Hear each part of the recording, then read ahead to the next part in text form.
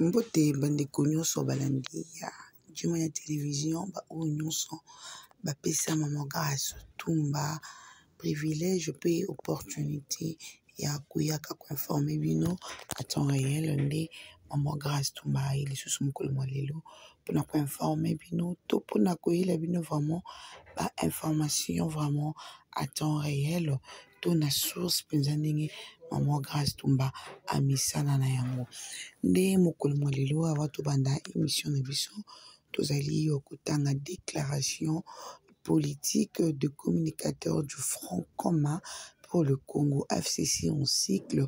Nous, le communicateur du Front commun pour le Congo, FCC en cycle, plateforme politique du président honoraire et sénateur à vie, son Excellence Joseph Kabila Kabange.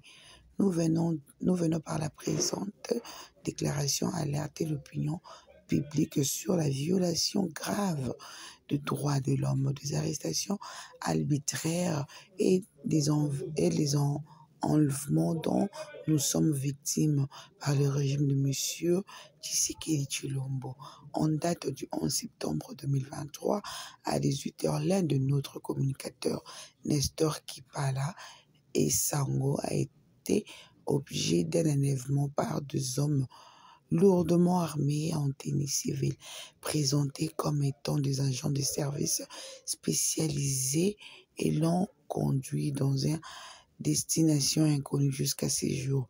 En effet, une semaine plus tôt, notre camarade recevait de menaces téléphoniques en offrant suite à sa prise de position dans une vidéo devenue virale lors de la démolition du mur de la résidence de notre autorité idéologique, le camarade Joseph Kabila, à Kinshasa, dans la commune de Gombe. Sans nul doute, c'est cette vidéo qui a fait l'objet de son enlèvement. Ces jours dont on ignore où il se trouve. De tous ceux qui possèdent les communicateurs du Front commun pour le Congo dénonçant un climat de teneur créé et entretenu dans le but d'avancer les arrestations arbitraires et d'enlèvement dans ces régimes de l'instauration de la pensée unique en RDC et la dictature en arrestation sans raison de communicateurs du camp politique adverse, à l'occurrence de l'FCC. 3. Il observe la politisation des services publics des États de la RDC. Le régime de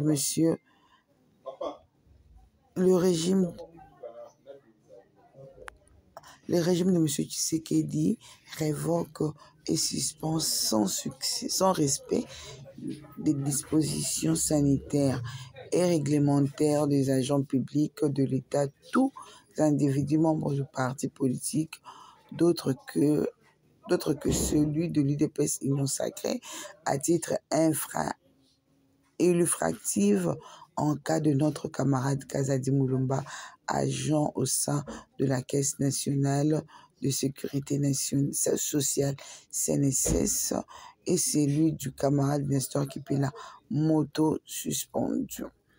4.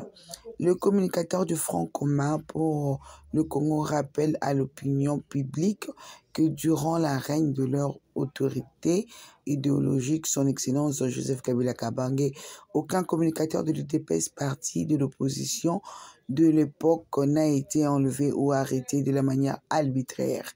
5. Le régime de l'UDPS a désormais conçu un projet machiavélique pour arrêter tous les communicateurs de l'FCC qui continueront à critiquer démocratiquement leur pouvoir. Nous alertons l'opinion nationale et internationale. Si un malheur atteint un communicateur du FCC, nous tiendrons le régime de M. Félix Tshisekedi pour responsable. Le communicateur du Front commun pour le Congo attire l'attention de la communauté nationale et internationale, les ONG de droits de l'homme, les agences des Nations Unies sur les dégradations de la situation politique et sanitaire en RDC. Les communicateurs du Front commun, pour le Congo exigent la liberté immédiate et sans condition. Aucun de notre camarade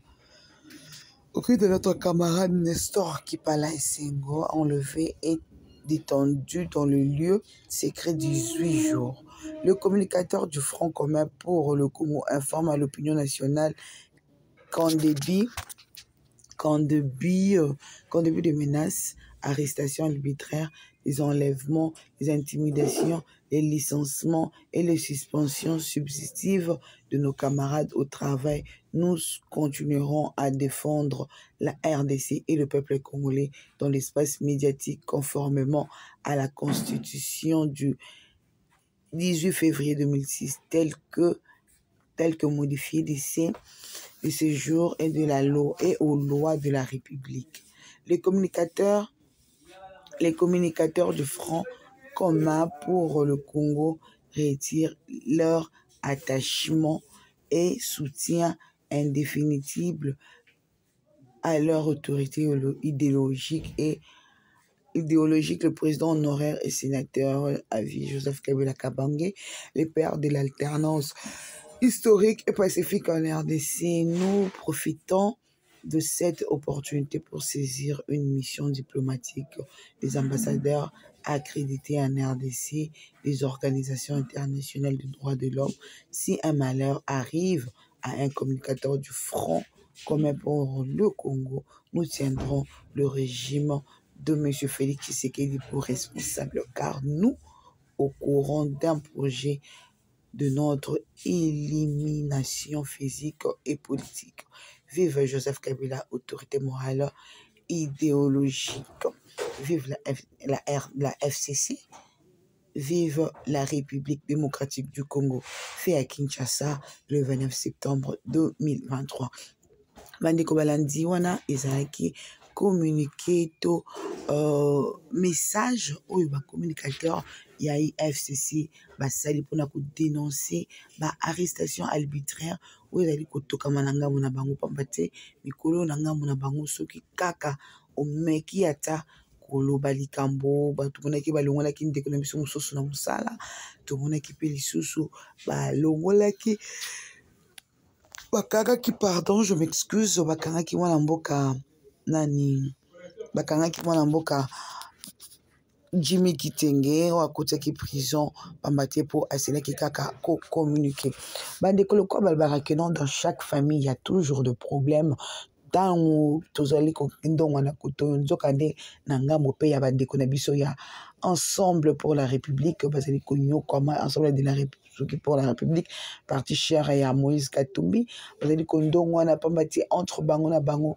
il y a vraiment de problèmes oyo bazali ko koma nango tina suka te pamba te to landaki vidéo to nazali ko tika bino landa vidéo ya mwana mboka Jacques Ndala bipayo pe azali ko loba ete yambala oyo bakosuka na makofi tango na bike bakosuka na makofi wana azali ko tanga bayi oyo bazali ko zana ba bikondi na bango selon hiérarchie na bango na parti ne alobi ki yambala oyo ekosuka bongo te akosimba na mpenza na nzoto pe makofi ekobeta mane ezali kotika bino bolanda mwana mboka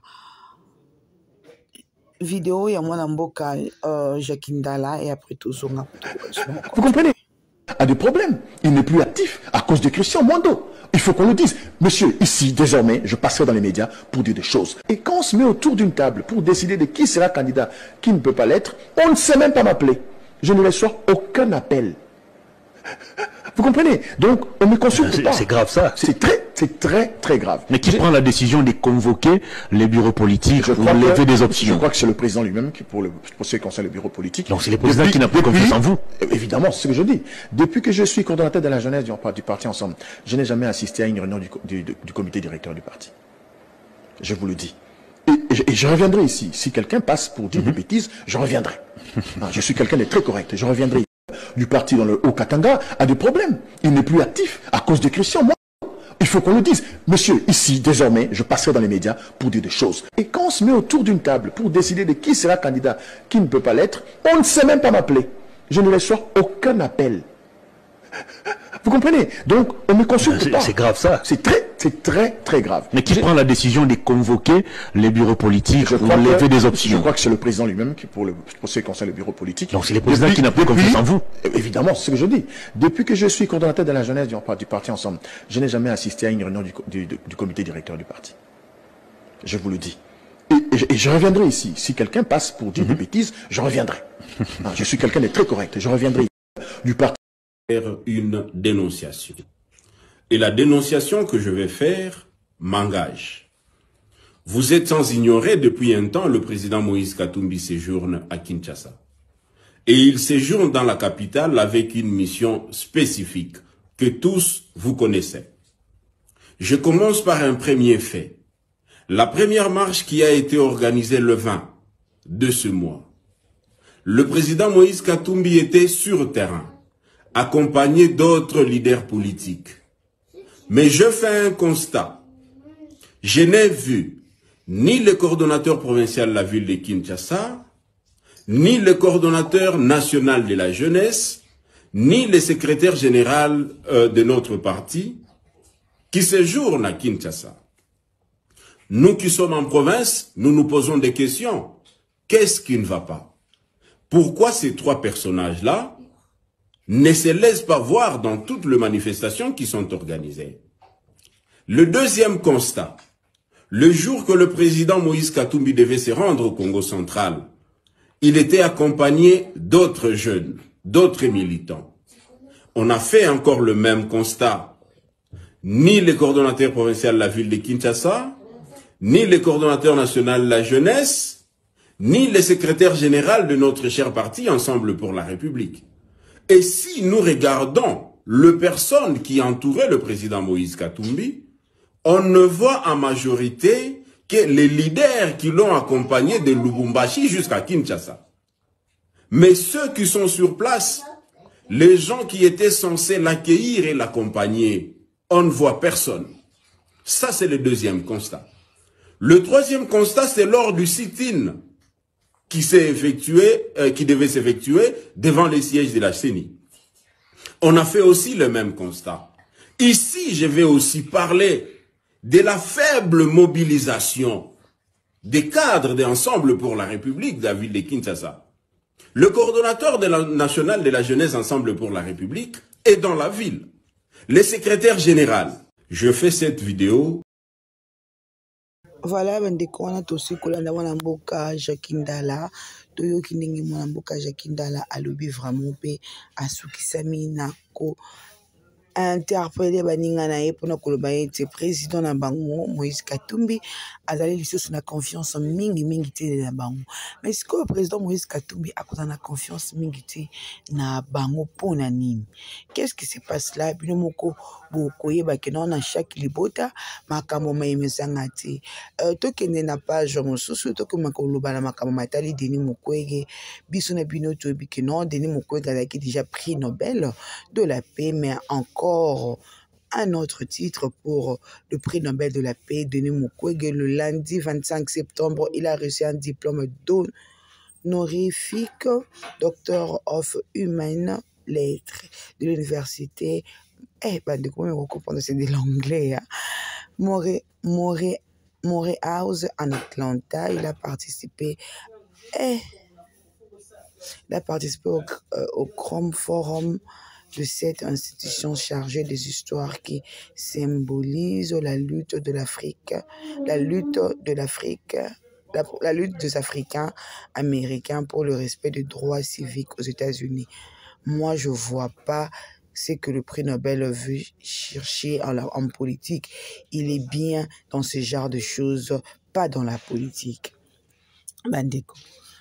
Tant que Denis Mukwege azali déjà évoluer, tous allez émerger déjà malamu na bipai ya si kozala pamba te tous allez komona ba titre allez kolandaye to mona ki azwa ki prix Nobel ya avec prix Nobel, tourné avec cause sous prix Mosusu.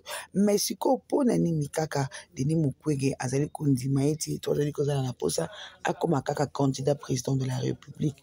Est-ce que quand il sera président de la République ou bien quand il sera candidat président de la République, il va nous apporter du changement, et le changement en question est qu'on a plage nini bande kotos ala vraiment makam peut comprendre que non toko kaka ko nous libérer mboka na biso te ceux qui bisonyo soto komi kaka ba politicien. On peut ou pas être politicien, mais quand même on arrive à avoir quelque chose de bon dans notre pays, hein. Bande ko na habiter ceux qui les allait kolomo mabe pas mbate to mona ki pe na ngambo kuna ya bande ko na biso ya SD kondonga na bandonga na ki pe mokolo mwa lelo sans midi na ngonga 10h to kolanda direct o ekoselema na ngambo kuna ya SD bi pe le président Eli Martin Fayulu Madidi akoya kosulula na baye partisan na ye to baye batu oyo ba militant ya ECD bango babenga na kama résistant nde lelo bakokoka na koloba pe bakokoka na kozala wana pona kokoka na nous éclaircir to meka kotiela biso ba point sur les ibipa o wapi to zali kokoka na ko comprendre makambo misusu te pambate peuple congolais a komi pesa na posa akoka na ko comprendre makambo ebele to katia ngambo pe ya bandeko na biso ya Nouvelle Élan bi payo pe basala ki congrès na bango ezwaki mokolo mois le 28 le 29 septembre 2023 nde bakoki na kopona candidat président na bango na kombo ya Adolphe Mositu Fumpa wana bozali kotala ba image nde bozali komona ndenge elekanaki na mokolo mois lelo le 30 des candidats président na bango azali kokende ko postuler to kokende pardon kotika candidature na ye pona ko sala oyo masali pona ko sala pona ko tika candidat président na bango pona ko lakisa na baye kongomani te bandimisa mi pe bazali vraiment d'accord ya ko continuer vraiment na makambo oyo ya élection oyo pe mokolo malelo kaka lelo lisusu mwana mboka Moïse Katumbi akokende ko déposer pe candidature na ye kaka mokolo malelo président Félix Tshisekedi akozala en face na bandeko na biso ya ba jeune ya union sacrée pour ba mekana ko communiquer to ba koka na kokende ko solola ba koka na kotuna ye mituna pa koka na ko répondre bango sur mituna nyonso basi kozala na bango na yango oyo bazuli on no biyano te de maman Grâce Tumba azali kotika bino bokoka na koleka na deuxième partie ya émission na biso o etangamaki o ezalaki pardon mobilisation oyo ya bandeko na biso ya lamuka sur makambo oyo ezali koya ya président Martin Fayulu Madidi sur candidature na ye et non candidature ya ba législature na parti na bango balobi qu'ils politique. La politique n'est pas ce qui se parle sur la table mais plutôt ce qui se parle sous la table. On est allé maloba ya bango bayi ECD to bayi lamuka mais bandeko pa bazali komituna pona nini Martin Fayulu y a postulé mais quand même moto kwa maman Chantal Moboni Devos Kitoko Prince Penge Nico Mayengele bango wana nyonso le jeune wana de jeunes très intelligents ba o ba kokiko kota pe na kati ya gouvernement to na kati ya parlement comme mena biso en plus mais quand même asili ko boya ke ba kokana ko kenya na mapunami mais yi aki idée zani nini tango ba so mapunami ko dissoudre parlement. Est-ce que dissoudre parlement et cause à la vraiment idée madame pambate peut-être pe président Félix Tshisekedi c'était ça aussi son idée que non son a vu beaucoup na ko dissoudre parlement et après to okende na kokoka na kolika na makambo misusu mais tant akoma ki na beaucoup nzito mona ki koma ki makambo mususu e koma ki na komoni c'est la biso pour ne pas abuser de votre temps na allez kotika bino la deuxième partie. Il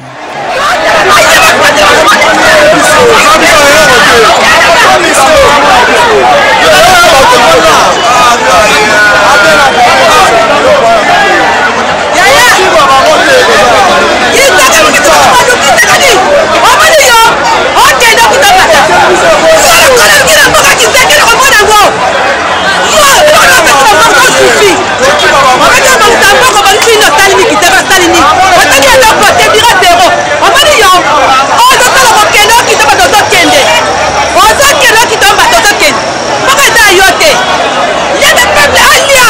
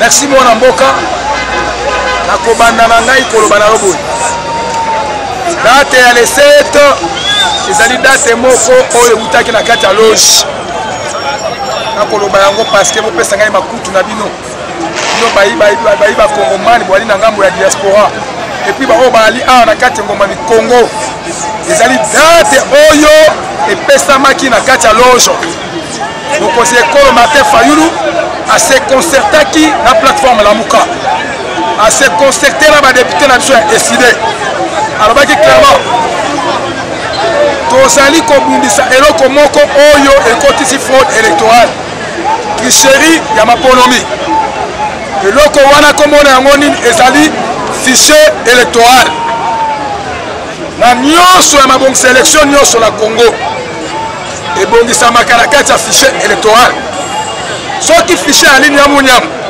c'est que élection ekoyibama touti komona na enrôlement il y a plus de 10 000 fictives 10 millions de fictives oyo na Kasai barole a mineur maintenant nekolanga soki tolobi tokene maponomi na 10 millions d'effectifs, c'est que Ndeko Chilombo, quand il m'a réservé déjà 10 millions de voix. Quand il m'a donné une compétition, il a 0 voix. Parce que Yemsanga Ndeko Nangai, il a accompagné une élection, donc il a la course électorale. C'est faux. Dans notre bas qui n'y a avant qu'il y ait une élection, Ndeko Denis Kadima, il y a quand on fait un audit responsable. Audit responsable et l'incorbanite. Audit moko avec un cabinet neutre. Avec les 4 parties prenantes. Qui dit les 4 parties prenantes? Bissot Lamouka, Union Salité, FCC, et puis société civile. Société civile, la Kosalawana, et puis les 4 parties prenantes comme des témoins. Comme des témoins. Vous allez auditer fichier pour que et matisse attention côté mon côté et qui tisse attention côté vous sous-souté température et là moko yango tobi le 7 toko déposer candidature il y a le commandant du peuple Martin Fayulu pour la copesa tilo monzelate alors bakeno opposition qui met élection alors bakeno Fayulu qui met élection tozo déposer candidature mais tozo continuer combat il y a audit ya fichier électoral. Mwana mboka Fodé Fayulu relation ya président Martin Fayulu na ba député na ezande relation ya Martin Fayulu na ba député na ezali malam Fayulu était clair oya moni a cause na soumis na décision na suit atikali na combat oya moni ke a cause na soumis na décision te soki akoki koluka sika na yake comme député sala nini akende yango monaki Ados Ndobas akenaki Union Salité yango monaki Serge Welo akenaki Union Salité yango monaki Jean Bosco Mambo ake Union Salité yango monaki Jimmy Peso ake Union Sacré. Nous sommes à la démocratie. Soki moto amoni keno na cause la sima décision Fayulu te nali ko kene place moko somo paka ali libre faut les dictateurs te. Il a été précis, bien précis. Alors, bien clairement, le loyo, au moins, il y a un fou de Fayulu. Nous avons soumis la décision à Moukouazambok. Nous avons dit que candidature ya biso. Nous avons député na biso. Soki kadi mabimisi ma mero, il y a des députés. Oyo, il y a une Union Sacrée. Est-ce que l'Union Sacrée c'est un parti? Ou est-ce que c'est l'opposition? Élection sans opposition, élection comme ça les marques. Qui dit l'opposition s'appelle Martin Fayulu. Point barre. Moi, je suis Fayulu, le congrès à Nouvelle Bandaki Lobby. On a bien la partie opposition. Les candidats qui ont été par rapport à l'opposition. Oui, moi, je suis Mboka. Je suis Maëla Kimoboto. Je suis Maëla.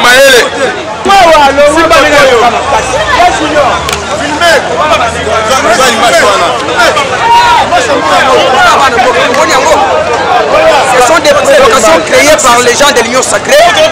Nous sommes en pleine manifestation. Oyo, Tokundina Moutouté, Tobebisielo Moutouté, Tofini Moutouté. Mais voilà comment les gens de l'Union Sacrée envoient des policiers pour venir disperser les résistants de Martin Fayulu. Nous sommes de Bango, Tokozana Bango Tirasuka, Tokotikate, Tokobanga Moutouté, Oyokoya, Eya. Moi, je déterminé. On ne va pas laisser ce combat que le peuple congolais a fait pendant de 13 longues années. Tokotika combat Oyote, Tokokotiango Tinasuka. Lobi Nango, Mokozamboka, Aigle supérieur Martin Fayulu, a coupé ça, Mbela na Baï Kongoman. Pour na Mokolo les 7, Mokozamboka. Est-ce que ça pour na Mbela va couper ça Lobi, on va menacer Bino. Mais Oyebi que ceux qui moutou Amikoufeli déjà, à Lukaka Kokufa Nanzoto Moutou Yebiango. Oyo nyonso bakosala c'est parce que sali bango soni Ndeko Chilombo a outi États-Unis na Assemblée générale des Nations Unies a beti makambo ekoki kobeta mate aye kozonga na 22h ya butu pour que population ba mona yete le quoi va comprendre l'échec na bango et cause la provocation na ngambo na biso mais biso pe toza basi na bango te po matela biso biso to lobi oyo koya on n'a pas peur de personne to combattre le combat oti na suka mona bongo. Merci mon amour. Mon amour a Fodé Fayulu le ba ngambo. Le ba ngambo na mon amour. Ouais, mon pasteur mon abanda ki kolobela schiste. Makambo oyo etali makonomi. To dete to zali ko kende. Député moko te azaleze. Ba député la biso bazali na température ya malamo. Outi ko landa déclaration avec exécutif ya Kinshasa. balobi bazali soumis la décision à moi na mboka Martin Fayulu m'a dit que ce soit au déposé candidature à président Martin et soit péché biso to ko les élections to gagner mais c'est Tshilombo azala na union sacrée azala na candidat député la constitution nous a éclairci ceci constitution lobi clair ce qui le lot suit magistrature suprême to constater que Fayulu a constaté qu'il y a une crise entre le Parlement et le gouvernement. Le président Martin Fayulu a dissoudre le Parlement. Donc c'est clair, Ndeko. C'est quoi cicatrice. Dans notre lobby, nous avons une mobilisation pour une activité lobby. Makambo zali koleka, zali makambo oyo qui passe l'action à l'icolo. Zali basse batia qui bango débat comme menacé bango. Dans le lenge wana tolobi, nous sommes des résistants de quartier 3, nous sommes toujours loyal fidèles et pas mon cousin Martin Fayulu. Donc un coup, il flamme. Les 7, Pembe. Merci.